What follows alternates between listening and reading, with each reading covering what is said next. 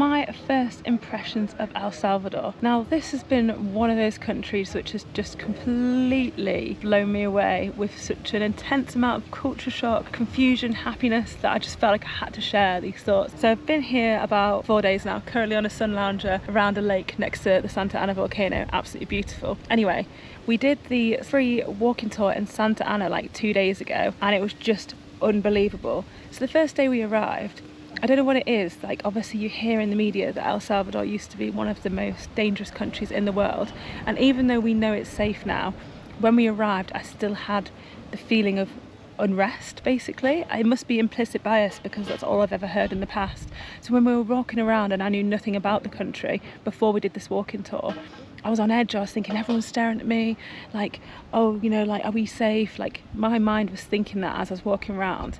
So my first impressions were just nervous. And then we went into this free walking tour by Fatima. I'll leave the tour in the description because it was absolutely unreal.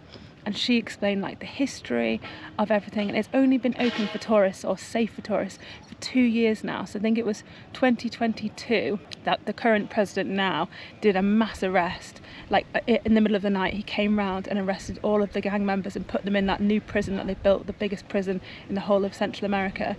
So in one night they went round and essentially like arrested 2% of the population, which is madness. So it's only been for 2 years that people in El Salvador have felt safe to walk around on the streets. And you can feel it within the city, like that people are so grateful to just be safe and be happy.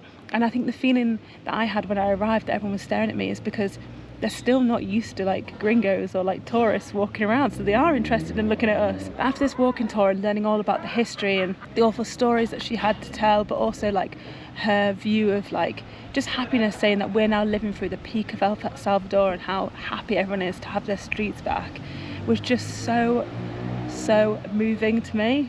Anyway, if you've been here or if you've got any questions, let me know in the comments, and follow along for more Central America content.